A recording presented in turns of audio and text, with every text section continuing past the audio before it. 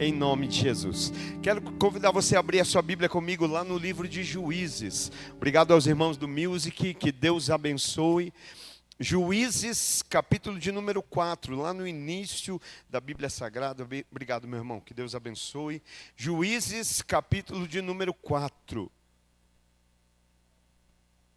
E verso de número 1, nós vamos ler ali, na verdade, todo o capítulo de Juízes. Glória a Deus. Será que o exército de Jesus está aqui nessa noite? Tem guerreiro aqui? Aleluia. Então o tema dessa mensagem, pega aí. Quando a voz de Deus te envia para a guerra. Quando a voz de Deus te envia para a guerra. Aleluia. Juízes capítulo 4, verso 1. Quem já achou aí? Diz amém. Glória a Deus. Então eu leio aqui, você me acompanha. Depois da morte de Eude, mais uma vez os israelitas fizeram o que o Senhor reprova. Assim o Senhor os entregou nas mãos de Jabim, rei de Canaã, que reinava em Azor. O comandante do seu exército era Sísera, que habitava em Arosete-Agoim. Os israelitas clamaram ao Senhor, porque Jabim, que tinha 900 carros de ferro, os havia oprimido cruelmente durante 20 anos. Débora, uma profetisa, mulher de Lapidote, liderava Israel naquela época. E ela se assentava debaixo da tamareira de Débora, entre Ramá e Betel, nos montes de Efraim. E os israelitas a procuravam para que ela decidisse as suas questões. Débora mandou chamar Baraque, filho de Abinoão, de Quedes, em Naftali. E lhe disse: o Senhor, o Deus de Israel, lhe ordena que reúna 10.000 homens de Naftali e de Zebulon, e vá ao monte Tabor. E lá fará que Sísera, o comandante do exército de Jabim, vá atacá-lo, com seus carros de guerra e tropas junto ao rio Quizon, e os entregará em suas mãos. Baraque disse a ela: se você for comigo, irei, mas se não for, não irei. Respondeu Débora: está bem, irei com você, mas saiba que por causa do seu modo de agir, a honra não será sua, porque o Senhor entregará Sísera nas mãos de uma mulher. Então Débora foi a Quedes com Baraque, onde ele convocou Zebulon e Naftali. 10.000 homens o seguiram, e Débora também foi com ele. Ora, o queneu Eber se havia separado dos outros queneus, descendentes de Obabe, o sogro de Moisés, e tinha armado sua tenda junto ao carvalho de Zanim, perto de Quedes. Quando disseram a Sísera que Baraque, filho de Abinoão, tinha subido o monte Tabor, Sísera reuniu seus 900 carros de ferro e todos os seus soldados de Arosete-Agoim ao rio Quizon. E Débora disse também a Baraque: vá, esse é o dia que o Senhor entregou Sísera em suas mãos. O Senhor está indo à sua frente.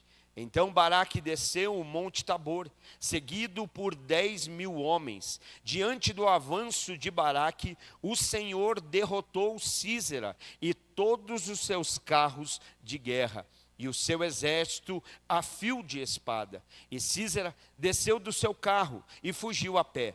Baraque perseguiu os carros de guerra e o exército até Arosete-Agoim. Todo o exército de Sísera caiu ao fio da espada, e não sobrou um só homem. Sísera, porém, fugiu a pé para a tenda de Jael, mulher do queneu Eber, pois havia paz entre Jabim, rei de Azor, e o clã do queneu Eber. Jael saiu ao encontro de Sísera e o convidou: venha, entre na minha tenda, meu senhor. Não tenha medo. Ele entrou e ela o cobriu com um pano. Estou com sede, disse ele. Por favor, dê-me um pouco de água. Ela abriu uma vasilha de leite feita de couro, deu-lhe de beber e tornou a cobri-lo. E Císera disse à mulher: fique à entrada da tenda. Se alguém passar e perguntar se há alguém aqui, responda que não. Entretanto, Jael, mulher de Heber, apanhou uma estaca da tenda e um martelo e se aproximou silenciosamente, enquanto ele, exausto, dormia um sono profundo. E cravou-lhe a estaca na têmpora, até penetrar o chão, e ele morreu. Baraque passou à procura de Císera, e Jael saiu ao seu encontro. Venha, disse ela, e eu lhe mostrarei o homem que você está procurando. E entrando ele na tenda, viu ali caído Císera, morto, com a estaca atravessada nas têmporas. Naquele dia, Deus subjugou Jabim, o rei cananeu, perante os israelitas, e os israelitas atacaram cada vez mais a Jabim, o rei cananeu, até que eles o destruíram. Pai, nós louvamos o teu nome e bendizemos ao Senhor porque nós cremos, nós colocamos toda a nossa confiança e esperança no Senhor. Nós já ouvimos a tua palavra, nós já ouvimos a porção da iluminação, da revelação que o Senhor nos concede nessa noite, e que debaixo da graça, do favor do Senhor e da instrução do teu Espírito Santo, nós venhamos nos aprofundar nessa verdade, e que nós saímos daqui não emocionados, mas que nós saímos daqui convictos, Pai, daquilo que o Senhor já está operando em nós. Nós declaramos em nome de Jesus que o que nós queremos ouvir é a tua voz. Fala conosco uma vez mais, para que tenhamos direcionamento, para que sejamos alinhados e sejamos despertados pela tua voz, Pai. É o que nós oramos nessa noite, em nome de Jesus, amém. Quem crê que Deus vai falar aqui, que Deus já está falando, você pode dar mais um aplauso a Jesus então, dá um aplauso à palavra de Deus, dá um aplauso bem forte ao Deus da palavra. Esse período de história aqui, o povo de Israel estava sendo muito oprimido. O rei Jabim, ele estava subjugando o povo de Israel. Há mais de 20 anos o povo se encontrava dessa forma, sendo oprimido, sendo subjugado, tendo sobre si um jugo, um jugo muito pesado. Então ali havia desânimo, havia entre o povo de Israel cansaço, havia entre o povo pessoas feridas, porque o inimigo estava fazendo o seu papel: matar, roubar e destruir. Era assim que Israel se encontrava nesse momento, no meio da batalha, no meio desse embate, desse combate, as pessoas estavam assim. E nessa noite eu preciso trazer a sua lembrança. Nós precisamos lembrar, porque às vezes nós temos a sensação de que cristianismo é uma colônia de férias. A gente tem a sensação de que cristianismo é férias, mas deixa eu te dizer, viver a vida cristã é guerra, aleluia. Nós estamos em uma guerra, nós temos um inimigo, nós temos alguém que todos os dias tenta nos subjugar, tenta trazer peso, tenta nos fazer desanimar, tenta nos fazer desacreditar em tudo aquilo que Deus já prometeu. Quem sabe nesse dia ele tentou contra a sua vida, ele tentou contra a sua fé, ele tentou contra a sua esperança, fazendo você se desmotivar, você se sentir abatido e até pensar em não estar aqui. Mas glória a Deus porque você aqui está, mas glória a Deus porque o Espírito Santo te trouxe e você está aqui, e nessa noite vai receber tudo aquilo que Deus tem para a sua vida no nome de Jesus. Então esse momento de dificuldade, de luta, de desânimo, de combate, Deus vai operar, porque Deus não falha. Alguém diz que Deus demora, que Deus atrasa. Não, Deus chega na hora certa, Deus chega no momento certo. Nós às vezes temos uma perspectiva e uma expectativa que está errada. Alguém já disse que Deus tem pressa, né? Só tem pressa quem está atrasado. Deus não anda no Cronos. O tempo de Deus é o Kairos. O tempo perfeito. Por isso Deus não faz nada com pressa, Deus faz com perfeição. E é nesse momento que o povo está desanimado, que o povo está abatido, que o povo está sendo subjugado por esse rei chamado Jabim, que Deus vai começar a operar. Mas eu acho lindo, porque se tem guerra, precisa de um exército, amém? Se existe um inimigo, há necessidade de um exército. Alguém pode dar glória a Deus pelo exército do Senhor? Mas Deus não levanta primeiro um exército. Deus não começa levantando um exército. Deus começa levantando uma voz. Deus não começa levantando exércitos. Deus levanta primeiro uma voz. Eu me lembro de um lugar onde Deus queria levantar um exército, um vale cheio de ossos secos. Mas Deus não levanta primeiro os ossos. Deus não levanta primeiro cadáveres. Deus não levanta primeiro aqueles corpos. Deus primeiro levanta um profeta para declarar vida sobre o vale. Então, antes de Deus levantar um exército, Deus levanta uma voz profética. E eu creio que essa noite tem direção de Deus para a nossa vida, para despertar o exército, para acordar um exército adormecido. Talvez teve gente que veio para cá com medo do inimigo. Eu quero ver se alguém veio para o culto fé com fé. Talvez você veio para cá nessa noite com medo do inimigo, mas a partir da palavra de Deus, quando você voltar, quem vai ter medo é o inimigo de você. Aleluia, eu acredito. Nós precisamos compreender essas verdades. Então Deus levanta uma voz. E que voz era essa? De uma juíza, Débora, a mulher que permanecia debaixo da tamareira. A mulher que eram levadas questões difíceis para ela julgar, para ela decidir. Então Deus levanta uma mulher cheia do Espírito Santo. Aleluia, glória a Deus pela vida das mulheres cheias do Espírito Santo, cheias da presença de Deus. E essa voz vem para nos trazer direção. Essa voz vem para trazer clareza. Essa voz vem para nos fazer lembrar que ainda que exista uma batalha, ainda que exista um inimigo, Deus já tem estratégias preparadas. Ainda que tenha luta, ainda que tenha adversidade, ainda que tenha um inimigo que afronta e confronta, Deus tem estratégias. Deus tem a saída, Deus tem o caminho. E nós precisamos observar sobre isso, o quanto é importante. Tem batalha, tem estratégia, tem inimigo. E tem gente que se desanima por conta da luta.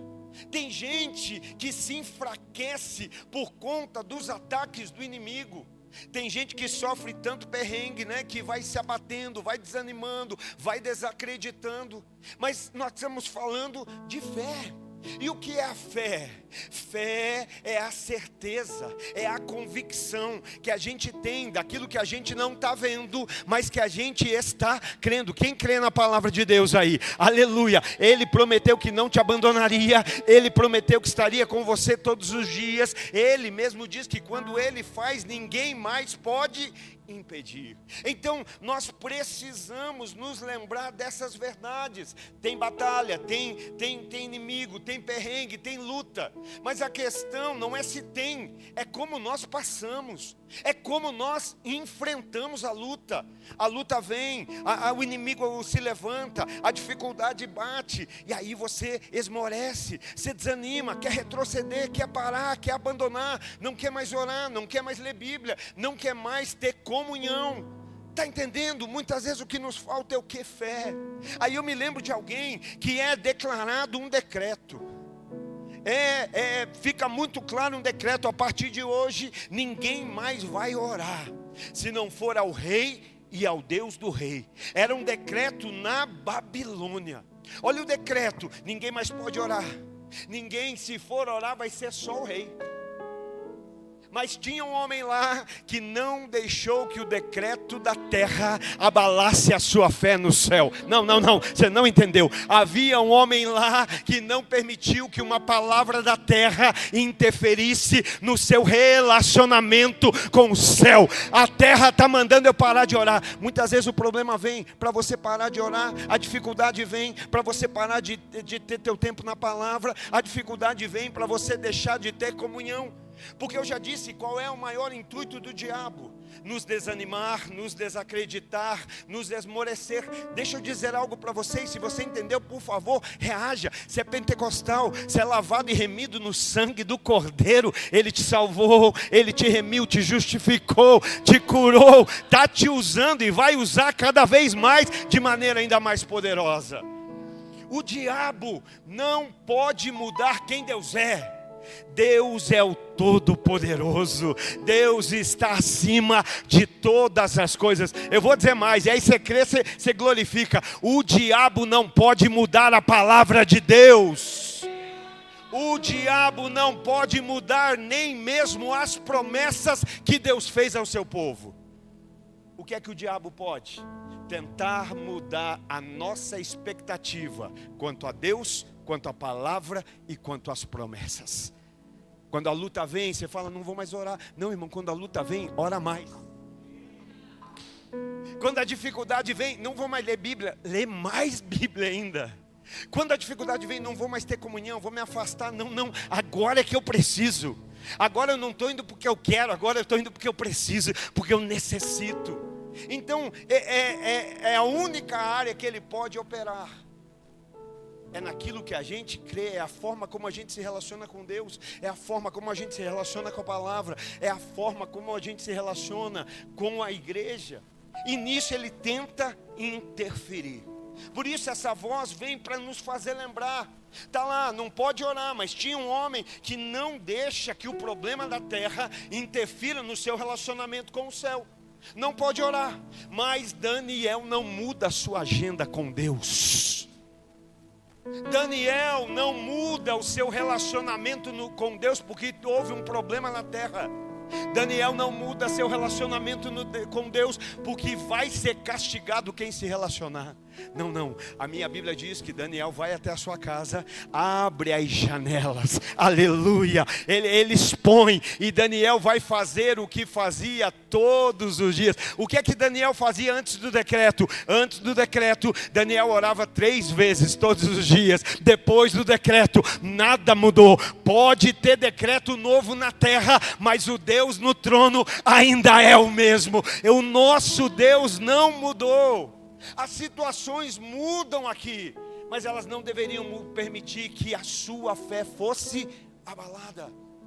Eu sei em quem eu estou crendo. É como Paulo vai dizer, eu sei em quem eu tenho crido. Alguém sabe no Deus que você crê?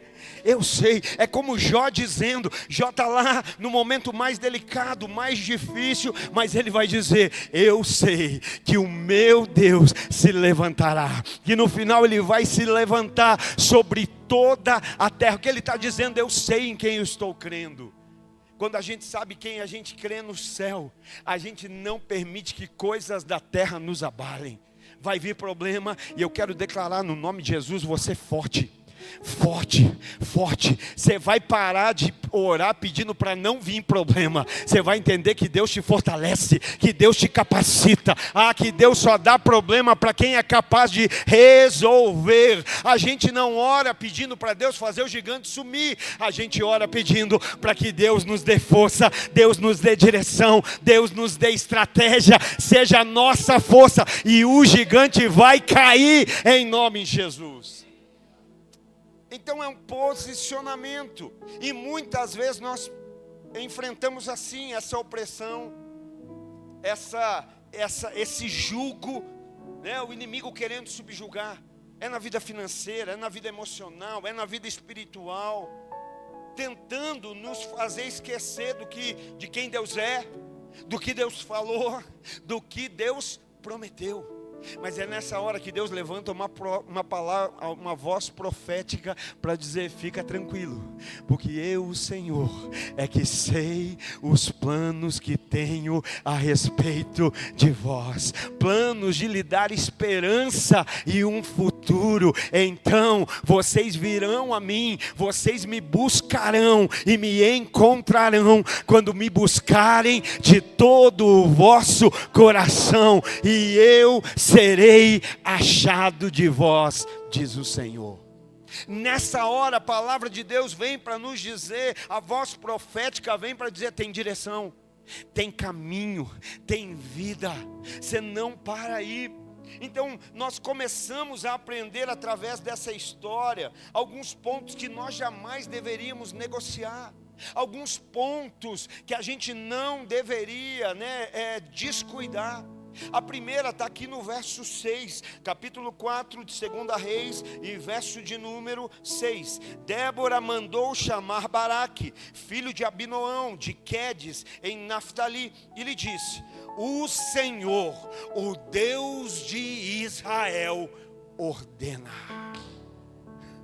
Qual é o primeiro ponto? O ponto mais importante: tudo na nossa vida precisa começar no chamado e na dependência de Deus. O que é que eu vou fazer? O que Deus ordena. O que é que eu vou viver? O que Deus ordena. O que é que nós vamos manifestar? O que Deus já ordenou. Quer ter vitória, quer prevalecer aquém dos inimigos, quer permanecer mesmo quando a luta vem, permaneça fazendo o que Deus mandou fazer, permaneça fazendo o que Deus ordenou. Não apenas faça, mas dependa dEle em tudo aquilo que você fizer. Tudo começa na obediência à palavra. Tem uma palavra, manda chamar o Baraque: Baraque, olha, vai porque o Senhor está ordenando. Deixa eu dizer, irmão, para alguém que ama Jesus, para alguém que fez de Jesus o seu Senhor, quando Deus ordena, a gente não vai pensar a respeito, a gente não vai, eu vou pesar, eu vou pensar, eu vou refletir. Não, Deus mandou, aleluia, Deus mandou, está mandado, Deus falou, está falado. Eu creio, eu vou viver aquilo que Deus tem, aquilo que Deus quer. Então tudo começa na obediência à palavra, tudo começa na obediência à direção de Deus. Sabe por que você está tão cansado, tão cansada? Porque você está tentando vencer na luta o que se vence na obediência. Talvez a gente fica tão exausto, porque a gente está tentando vencer, fazendo força, o que se vence obedecendo. Não, você pode dar um glória a Deus, você entendeu o que eu falei? Não é sobre fazer força para lutar, é se render e obedecer. Não é sobre lutar. Talvez o que tem mais te desgastado não é nem lutar com o inimigo, é desobedecer ao Senhor. Talvez o que mais nos abate não são nem os ataques do inimigo, mas talvez é de não fazer a vontade do Senhor. Deus não nos ordena que façamos a vontade dEle porque Ele precisa disso, mas Ele ordena porque essa é a sua boa, perfeita e agradável vontade. E quem ganha com isso somos nós. Deus não está ordenando porque Ele é autoritário e está dizendo tem que ser conforme a minha vontade. Não, filho, é porque a minha vontade é boa, a minha vontade é perfeita, a minha vontade é agradável. Talvez a gente cansa, a gente se abate, a gente anda ferido porque a gente está investindo mais tempo na luta do que na obediência. Tem inimigo que não cai quando você luta. Tem inimigo que cai quando você obedece a palavra de Deus. É nessa hora que Deus fala: fica que agora a luta é minha. Fica que agora a peleja é minha. Fica porque nessa luta vocês não vão pelejar, mas eu, o Senhor, pelejarei por vocês. Mas Deus não luta a luta de desobediente. Deus não assume guerra de quem não obedece à palavra. Então o primeiro ponto é esse: entenda isso. Tudo começa no chamado de Deus, na vontade de Deus. Deus falou, Deus ordenou, está explícito. Não tem nada encoberto para nós, está tudo claro. Mas é nesse momento, no verso 8, que Baraque diz assim: Baraque disse a ela, a Débora: se você for comigo, eu irei. Mas se você não for, eu não irei. Se você estiver comigo, eu estou lá, eu vou. Mas se você não for, eu não irei. Deixa eu dizer, irmão, no nome de Jesus, com muito amor e carinho, coloque muito mel nas minhas palavras. Igreja não é clube social. Igreja não é um lugar onde a gente paga uma mensalidade e vem para sentir prazer. Não. Igreja, alguém já pagou o preço para que nós vivêssemos uma vida que dá prazer a Ele, que dá contentamento a Ele. Não, hoje eu vou lá desfilar meu vestido novo, minha roupa nova. Hoje não tem roupa nova, eu não vou. Hoje não tem algo novo, eu não vou. Não, igreja não é clube. Tem clube, tem o Aquapark aqui, ó, em Araucária. Mas igreja é lugar de uma família se reunir, de um povo chamado pelo mesmo Deus, andar junto, caminhar junto. Sabe, Deus não está olhando lá de fora. Nesse momento que eu estou te falando, Ele está vendo tua mente, Ele está vendo teu coração, Ele está vendo a minha mente, Ele está vendo, Ele não está nem aí para o lado de fora, Ele está olhando para o lado de dentro. Às vezes a gente se acostuma, né, e não entende o tamanho da importância desses valores. Então no verso 8, Baraque vai dizer para Débora: olha, se você for comigo, eu vou. Mas se você não for, eu não irei. Alguém aqui poderia dizer: ele dependeu da mulher, vai ir por causa da mulher. Não, eu prefiro trazer por outra ótica. Eu meditando, orando, buscando a Deus, eu prefiro ver de outra forma. Não é que Baraque era um covarde, não é que Baraque estava com medo, não é que Baraque queria fugir do seu chamado. Mas sabe o que Baraque estava dizendo? Baraque estava dizendo: eu até vou para a luta, eu até vou para a guerra, eu até vou enfrentar o inimigo, eu só não vou sem a presença daquele que falou comigo. Sabe qual é o problema? A gente vem na igreja na quarta para receber uma palavra e deixa a presença que liberou a palavra aqui. A gente quer receber uma bênção. Eu vim buscar uma bênção. Jesus tem bênção para dar. Não, Jesus não tem bênção para dar. Jesus é a maior de todas as bênçãos. Sem Ele não tem bênção. E aí às vezes a gente recebe uma palavra e sai. Sabe o que eu fiquei pensando hoje? Imagina comigo. Imagina mineiro, Cláudio, que fala Jesus. O Jesus do mineiro é diferente, né? Você tem uma especialidade em fazer festa. Tem lá, sabe como montar uma festa, sabe do que precisa, da comida, da música, da decoração, dos convites. Aí chega alguém que se diz muito seu amigo e fala assim: mineiro, me ajuda aí que eu tenho que dar uma festa aí, e tem que ser uma festa. Eu sei que você sabe tudo de festa, então me ajuda. Como é que eu faço os convites? Como é que eu organizo a festa? Como é que eu preparo a decoração? O que é que eu sirvo para os convidados? Como é que... E aí você dá todas as dicas. O que é o mínimo que você vai esperar no fim? Ele dizendo assim: bora participar da festa comigo? E aí depois de você dar todas as bênçãos, ele diz assim: obrigado, e vai. Não tem a ver com o mineiro, tem a ver com Deus. Muitas vezes a gente vem e fala: Deus, como é que me dá um casamento abençoado? Chacoalha a irmã para ela não dormir aí, o irmão. Diz: não dorme, irmão, não perde a palavra, não perde. Tem bênção, a palavra de Deus é bênção. Está entendendo o valor da reverência? Você dormiria num tribunal de justiça? Você podia sair de lá preso por falta de reverência. Você não está diante de um juiz da terra, você está diante do Deus Todo-Poderoso do céu. Acabei de dizer que isso aqui não é clube.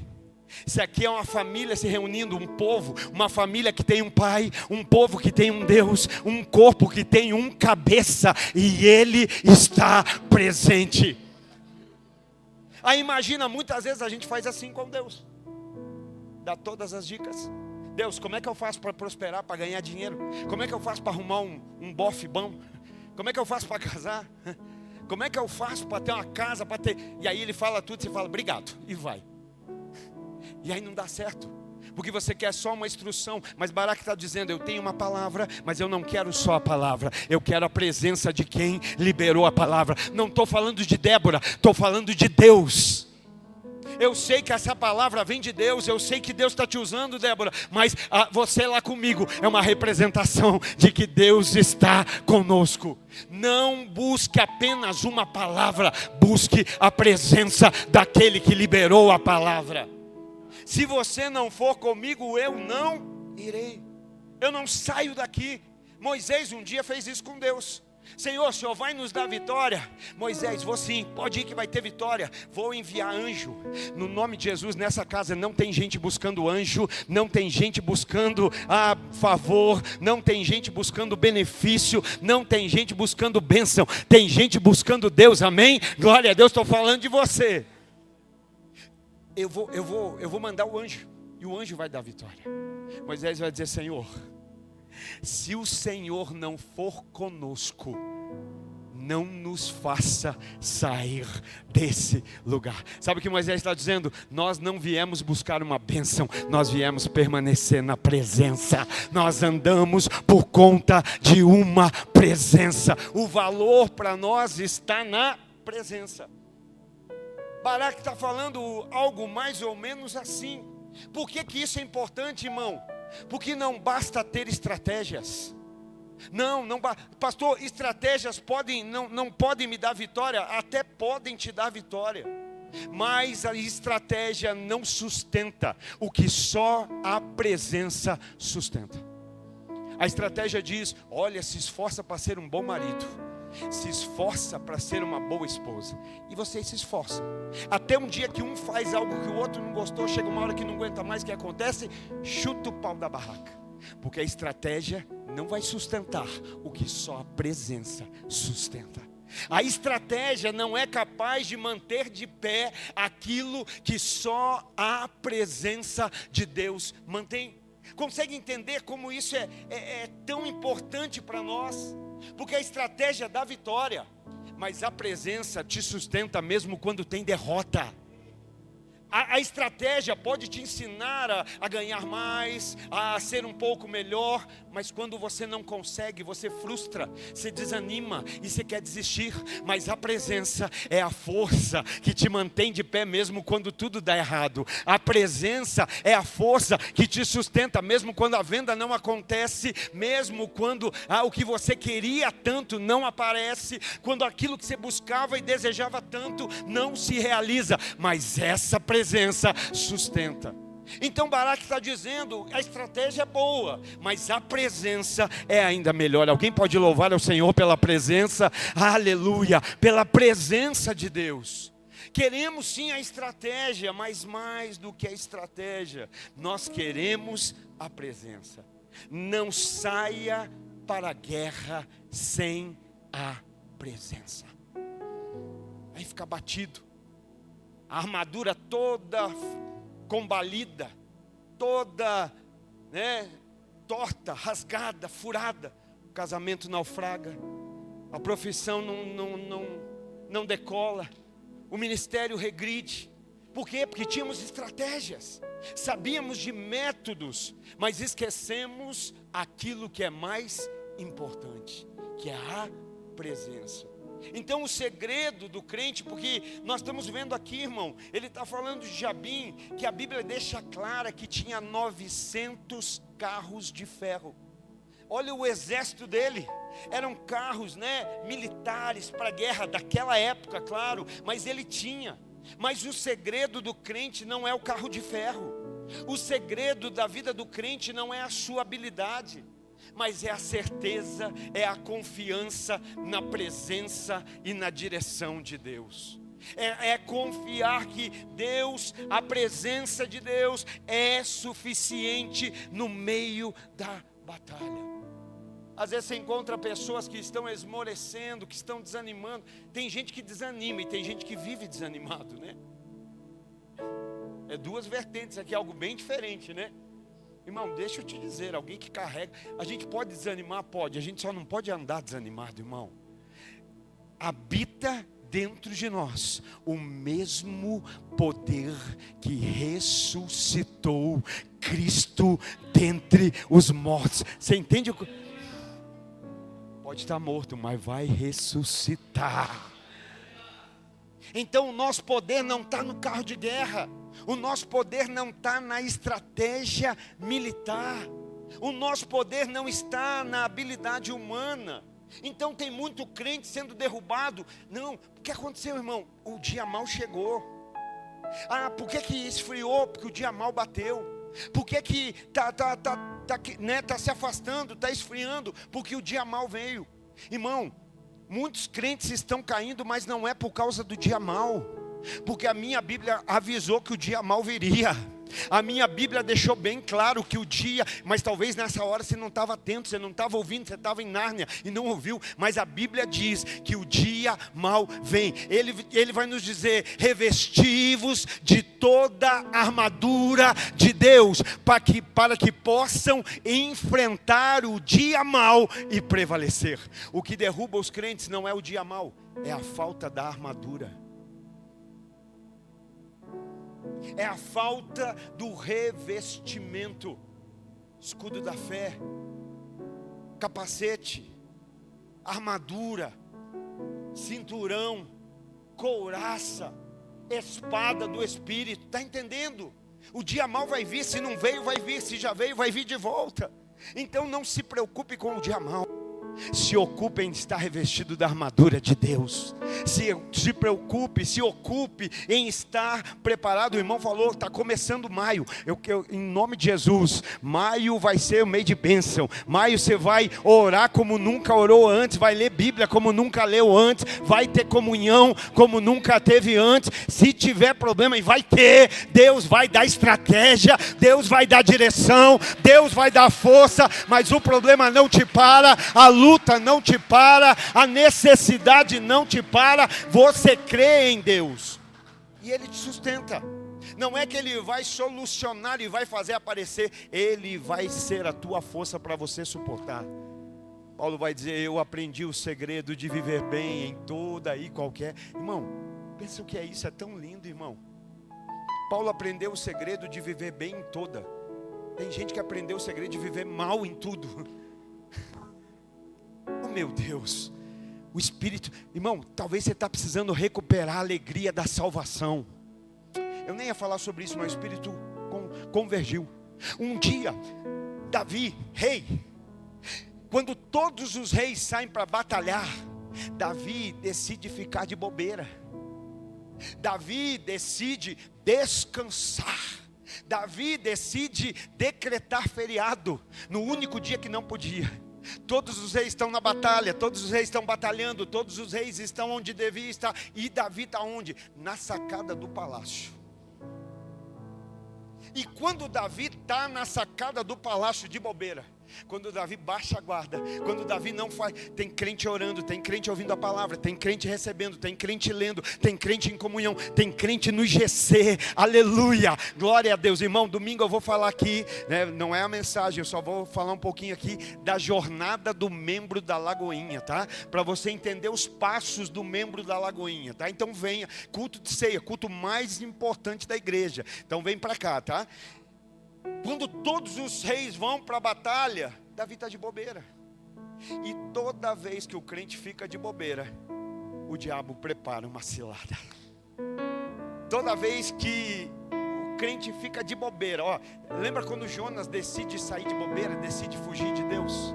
Deus manda para Nínive e ele quer ir para Tarsis. Quando ele chega no porto, tem um barco para onde?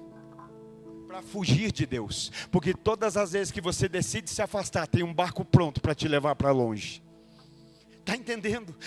Não tinha um barco pronto para Nínive, para vontade. O barco para Nínive você tem que buscar, você tem que procurar, você tem que esperar. Mas o barco para levar para longe está sempre prontinho. Davi sai, quando Davi sai, o que é que ele vê do terraço? Simplesmente ele vê uma mulher nua tomando. O cara não orou, não jejuou, não leu Bíblia, saiu de bobeira. E o que vai ter na frente? E ele está forte. Não. Quando ele olha, ele deseja. Estou falando de homem, mas de um homem, mas poderia ser uma mulher. A tentação está aí toda hora. A tentação está aí todo momento. E aí ele olha, ele deseja.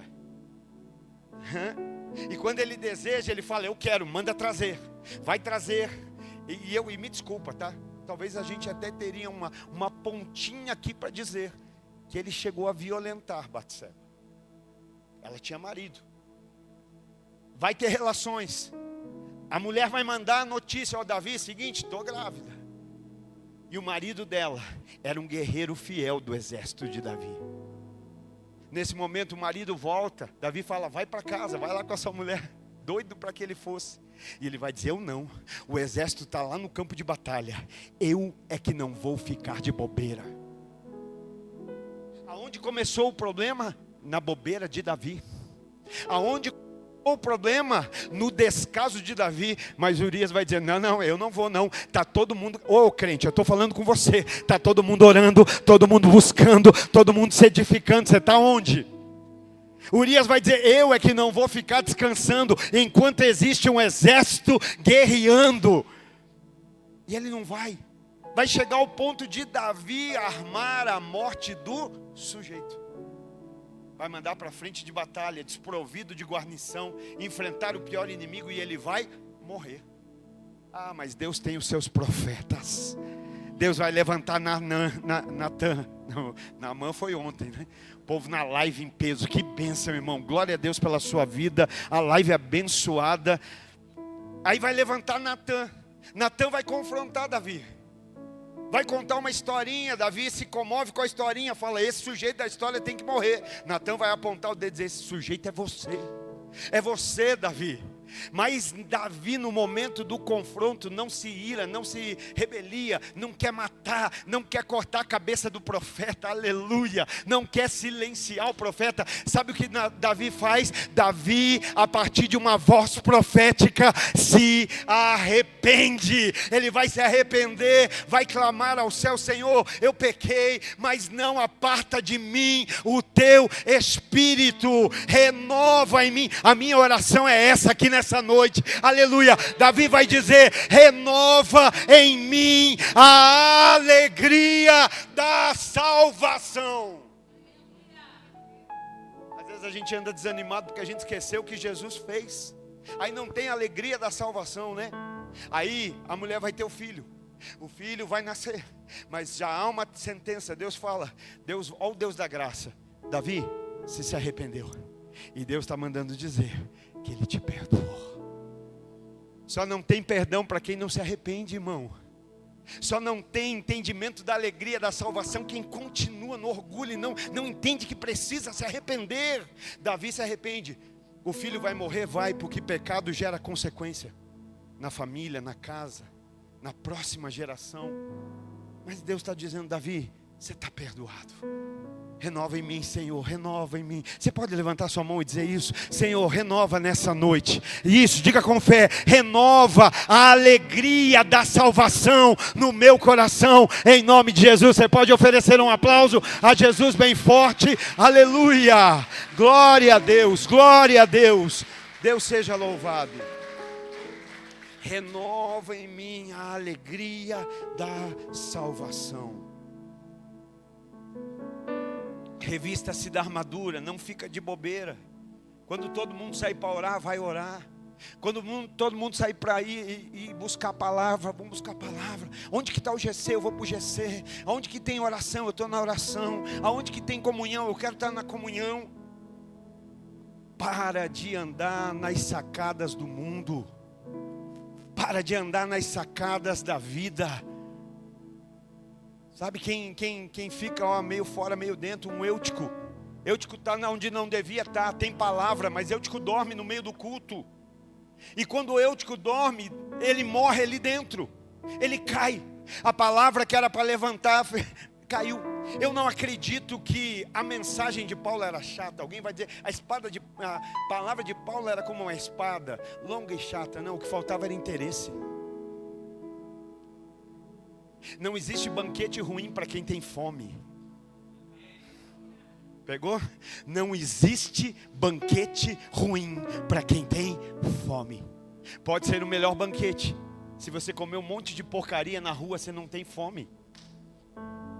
está tão cheio de porcaria que quando está diante daquele banquete maravilhoso, não tem fome. Então, Jabim tem exército, Jabim tem poder, um poder militar.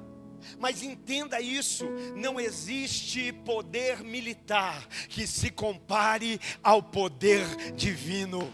Não existe poder na terra que se compare ao poder do Deus Todo-Poderoso que está no céu. Se nós pegássemos o ranking hoje, né? Aí de poderio militar, em primeiro lugar Estados Unidos, em segundo Rússia, em terceiro Japão, China. Estados Unidos, Rússia e China. Isso é na terra. Mas no espiritual, o primeiro lugar é sempre de Deus. Não tem exército maior, não tem poderio maior. A Bíblia chama ele de Senhor dos Exércitos. Não existe poder maior, não existe ninguém acima. E ali no verso 13, então está dizendo: Sísera reuniu seus 900 carros de ferro e todos os seus soldados de Arosete a Goim ao rio Quizon. Ele reuniu todo o seu exército. Verso 14: E Débora disse também a Baraque: Vá, esse é o dia que o Senhor entregou Sísera em suas mãos. Você entendeu esse versículo?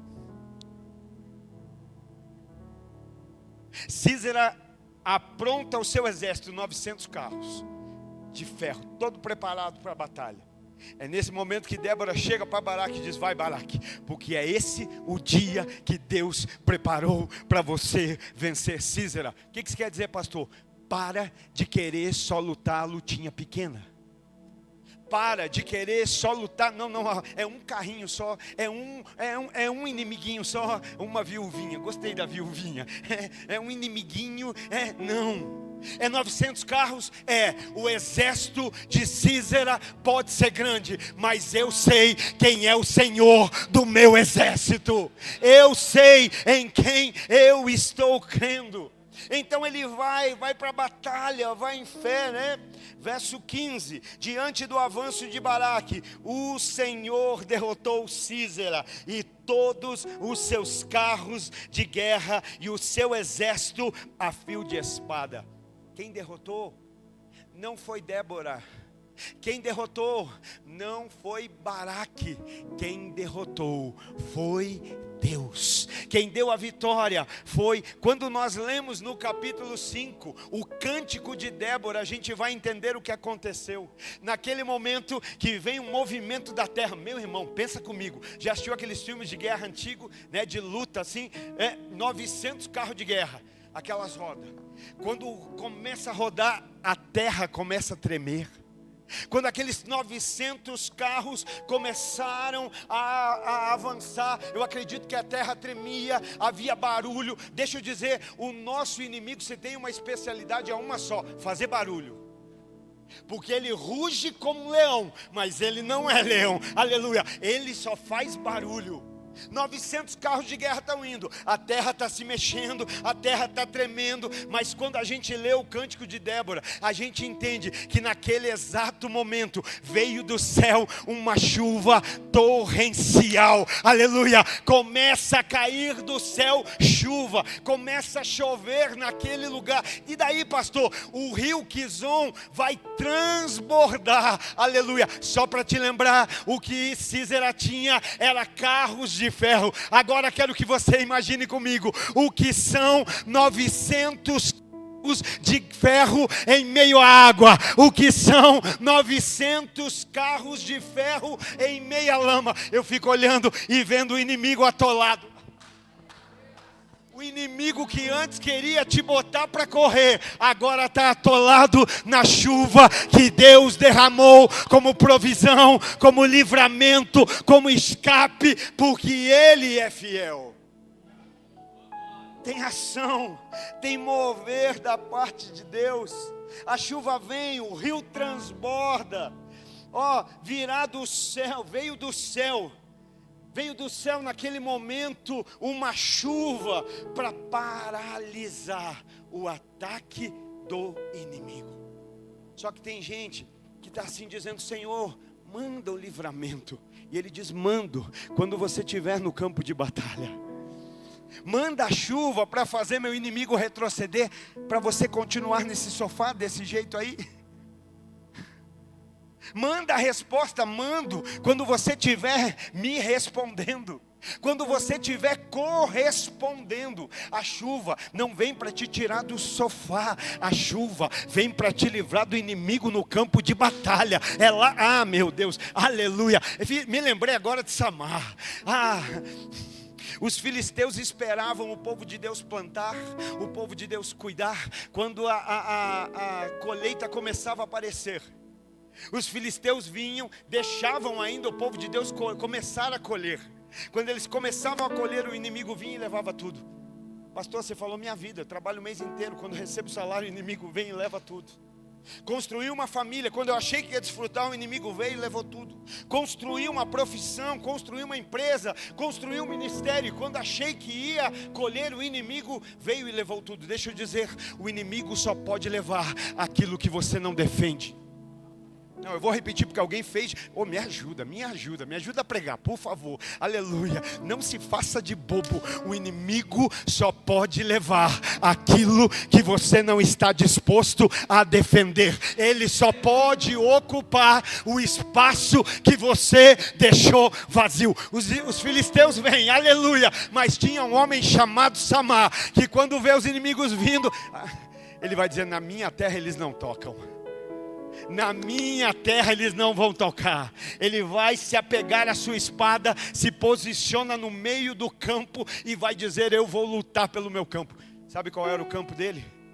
Um campo de lentilhas. Quanto vale um campo de lentilhas? Eu não sei quanto vale, mas ele sabia que era dele e valia lutar até o final. Tem gente que diz que não vale a pena lutar pelo casamento, que não vale a pena lutar pela família, que não vale a pena lutar pelo ministério, que não vale a pena lutar pelos filhos. Tem gente que diz não vale nada. Você vai dizer: vale tudo, porque eu sei quem me deu e eu não vou correr, eu não vou retroceder, eu não vou sair da posição, eu vou empunhar a espada. Mas o inimigo não toma conta daquilo que me pertence. Aleluia. Olha quanta gente entrou na mensagem que nem estava. Mas é que Deus sabe exatamente o que você precisa ouvir. Tenha simplicidade, tenha humildade para ouvir. É mais fácil ter humildade para receber do que continuar. Ontem nós falamos na live disso, uma vida de aparência. Sustentar uma vida do lado de fora que não condiz com o lado de dentro. Chega uma hora que você não aguenta. Sabe, existe alguns porões da nossa alma, existe áreas da nossa vida que só a gente e Deus vê. Existem áreas da nossa vida que só Deus vê. Mas existem áreas da nossa vida que todo mundo vê. Existem áreas da nossa vida que os outros veem e a gente não vê. Por isso é difícil sustentar uma aparência. É difícil. Chega uma hora que você não aguenta, chega uma hora que você não resiste. E é cansativo, irmão. É mais fácil ser eu disse isso ontem. Pastor, você chama para perto quem? Pessoas perfeitas? Não, pessoas verdadeiras. Pessoas que são de verdade. Pessoas que erram, que falham, mas têm humildade para reconhecer: errei, falhei, vamos consertar, vamos caminhar. Ninguém aqui é perfeito, só Ele é. Um dia nós seremos, quando estivermos com aquele que é perfeito. Caminhando aqui para a gente ir para o final. Então houve a chuva. Deus usou a natureza para travar as rodas dos carros de Císera. Então o que era vantagem para o inimigo, Deus transformou em armadilha. Olha, o inimigo veio vendo tudo, veio todo seguro. Nós temos carros, eles não. Só que de repente, quando a chuva vem, o que era vantagem se transformou em transtorno. Porque agora os carros começam a encalhar. Agora os carros não saem do lugar. E eles vão precisar, correr. E aqui que o exército de Baraque vai entrar em ação. Vai para o confronto, né? Então você precisa entender isso. O que é arma contra você, Deus vai usar para o teu livramento. Aquilo que o inimigo queria usar como arma contra você, Deus vai usar para te livrar. O carro de ferro que o inimigo tinha atola quando Deus derrama a chuva do seu Espírito. Sabe por que o inimigo está se movendo muito ainda na sua vida? Porque você ainda não atraiu o derramar do céu sobre a terra. Porque a hora que começar a chuva do Espírito, aleluia, o carro do inimigo vai atolar, não vai mais avançar, não vai mais ir à frente. Então o Senhor desbaratou o exército de Sísera. Quem foi que fez? Foi o Senhor. Você está entendendo? A batalha não é nossa, a luta não é nossa. Deus nos para obedecer. A diferença, hoje nós temos aqui o culto fé. Então qual é a diferença? Tem gente que pensa assim, não, é o tamanho da minha fé. Não, Jesus nunca falou de tamanho de fé.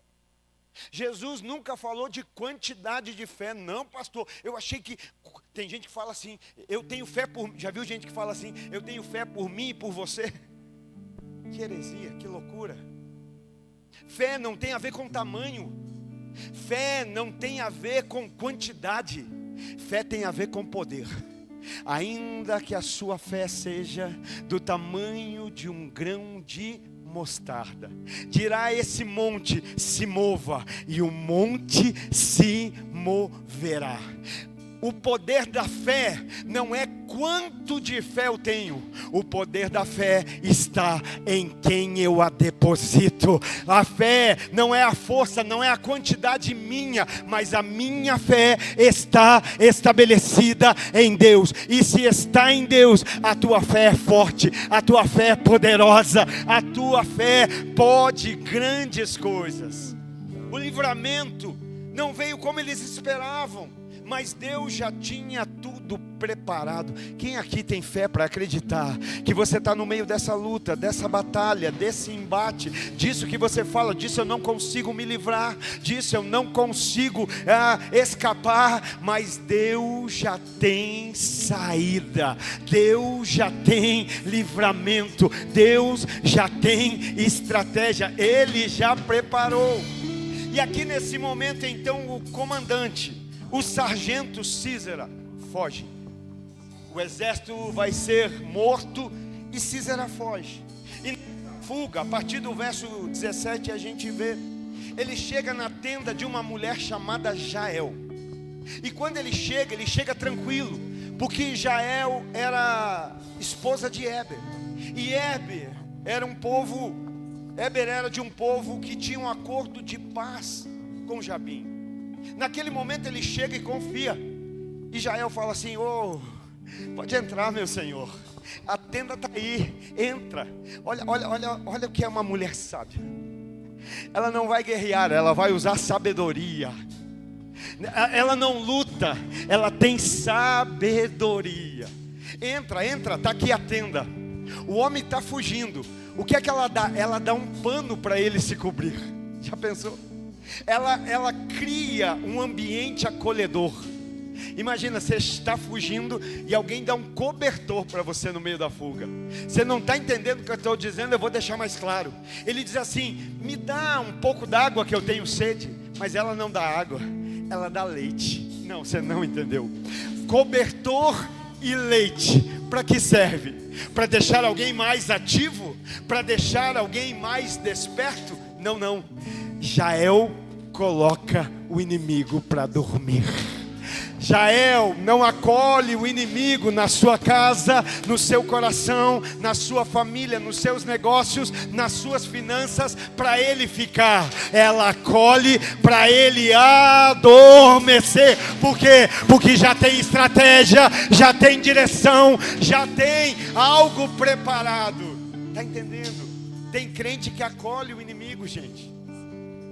Tem gente que dá lugar para o inimigo, mas ela não. Deita aí, eu vou te dar um cobertorzinho. Diz que a água só faltou ser leite quente, mas ela dá leite. E o que é que a Bíblia diz?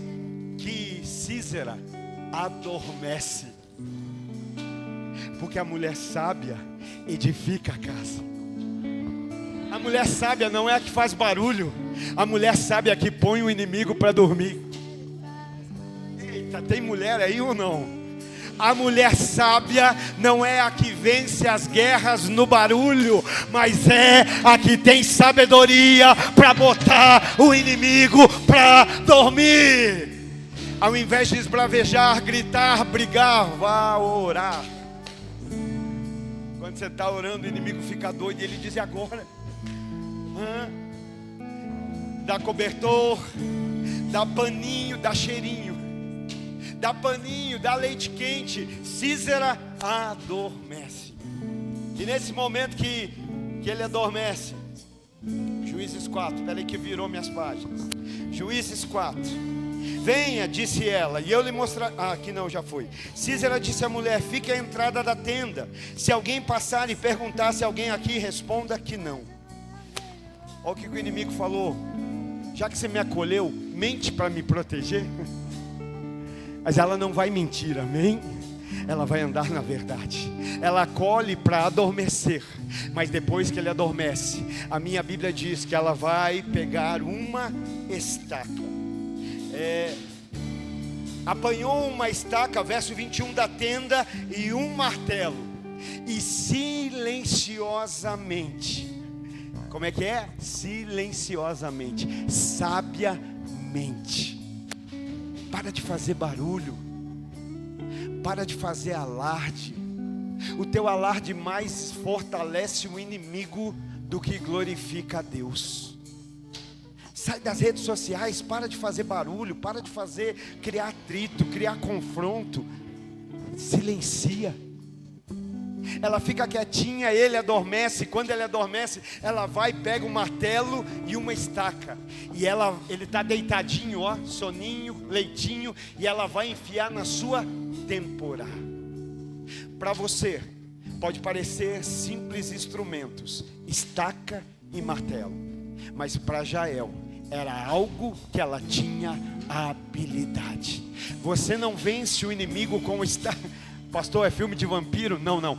Nós não vencemos com estaca e martelo. Nós vencemos com oração.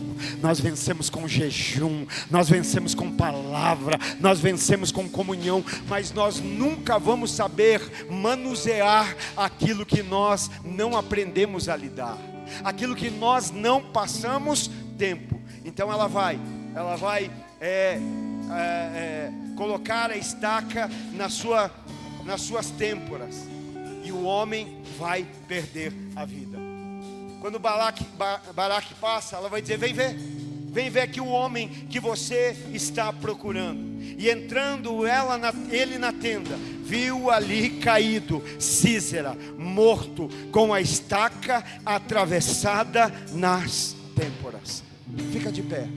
Será que hoje a tua vida está enfraquecendo a ação do inimigo contra o seu povo, contra a sua família, contra a sua casa, contra o seu casamento? Ou será que por não entendemos o chamado de Deus e não obedecemos a voz independência, talvez nós estamos dando mais força do que enfraquecendo? Aqui eu não sei se você entendeu. Deus usa uma mulher para liberar uma palavra. Deus usa um homem para liderar um exército. E Deus usa uma mulher para exterminar um capitão. Porque igreja é isso, família é isso, povo de Deus é isso. Nós não fazemos nada sozinho. Deixa eu dizer, se você gosta de viver individualidade, igreja não é seu lugar. Se você gosta de viver, não, é do meu jeito, não. Igreja, nós somos um corpo. Você pode dizer amém? Igreja, nós somos um corpo. Alguém vai liberar uma palavra, alguém vai dizer: eu vou para frente de batalha. Alguém vai dizer: pode deixar que eu vou botar o Císera para dormir e vou. Está entendendo? Tem o papel do marido, tem o papel da esposa, tem o papel dos filhos, tem o papel do pastor, tem o papel das ovelhas. Cada um de nós temos o nosso papel, e através de cada um de nós, a glória, o poder e a graça de Deus se manifesta, e o inimigo não prevalece, em nome de Jesus. Nós vamos orar. Deus tem Jaéis preparadas para ajudar na hora da fuga do inimigo. O livramento pode vir aí de uma ligação, de uma palavra, de alguém que você menos imagina. A derrota para aquele povo era iminente. Parecia improvável prevalecer. Mas o céu se moveu e Deus deu livramento. E mais do que isso, verso 24: e os israelitas atacaram cada vez mais a Jabim e o rei cananeu, até que eles o destruíram. E eu termino aqui. Tem guerra, tem batalha, tem momento que a gente tem vitória, mas ainda não é o final. Por isso, não pare de lutar. Não pare. Um dia nós vamos parar de lutar. Quando, pastor? Naquele dia que nós ouvimos o som da trombeta e a voz do arcanjo, e ele virá. Nesse dia, a partir daí não vai ter mais pranto, não vai ter mais dor, não vai ter mais choro, mas até lá tem guerra, mas tem estratégia, tem um Senhor que é absoluto, e nele nós temos vitória, livramento, aleluia. Alguém recebe essa palavra nessa noite, em nome de Jesus? Você pode